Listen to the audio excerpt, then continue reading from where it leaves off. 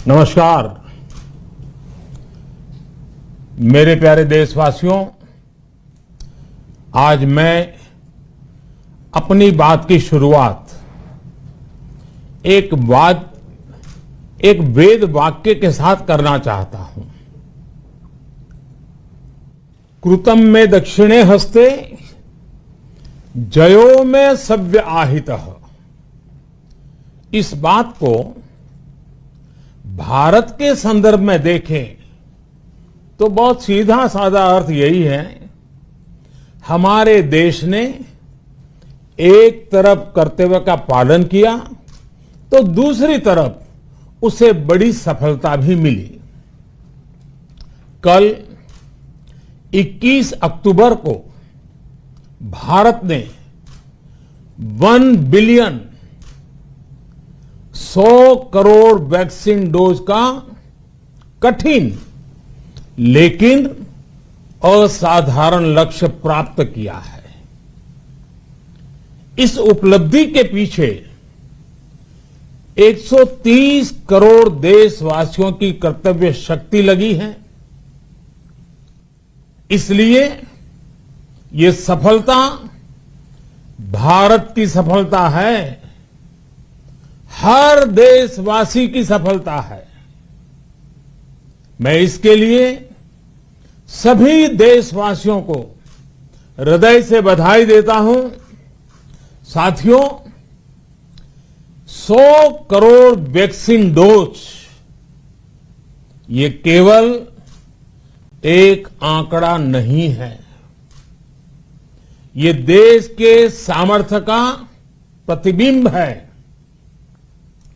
इतिहास के नए अध्याय की रचना है। ये उस नए भारत की तस्वीर है जो कठिन लक्ष्य निर्धारित कर उन्हें हासिल करना जानता है। ये उस नए भारत की तस्वीर है जो अपने संकल्पों की सिद्धि के लिए परिश्रम की पराकाष्ठा करता है। साथियों, आज कई लोग भारत के वैक्सीनेशन प्रोग्राम की तुलना दुनिया के दूसरे देशों से कर रहे हैं। भारत ने जिस तेजी से 100 करोड़ का 1 बिलियन का आंकड़ा पार किया है, उसकी सराहना भी हो रही है। लेकिन इस विश्लेषण में एक बात अक्सर छूट जाती है कि हमने ये शुरुआत कहां से की है। दुनिया के दूसरे बड़े देशों के लिए वैक्सीन पर रिसर्च करना, वैक्सीन खोजना, इसमें दशकों से उनकी महारत है, एक्सपर्टाइज थी।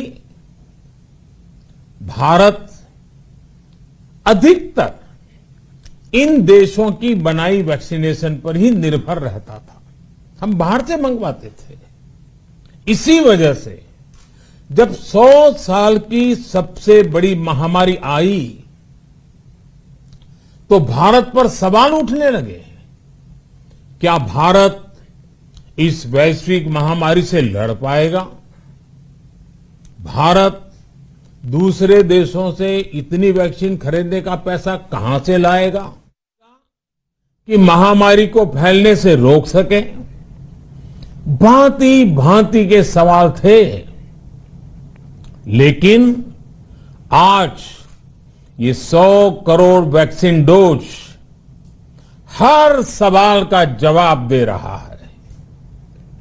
भारत ने अपने नागरिकों को 100 करोड़ वैक्सीन डोज लगाई हैं और वो भी मुफ्त, बिना पैसा लिए।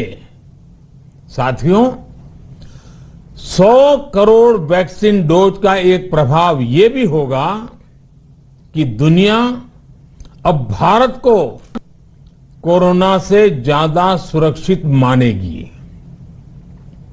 एक फार्मा हब के रूप में भारत को दुनिया में जो स्वीकृति मिली हुई है, उसे और मजबूती मिलेगी। पूरा विश्व आज भारत की इस ताकत को देख रहा है, महसूस कर रहा है।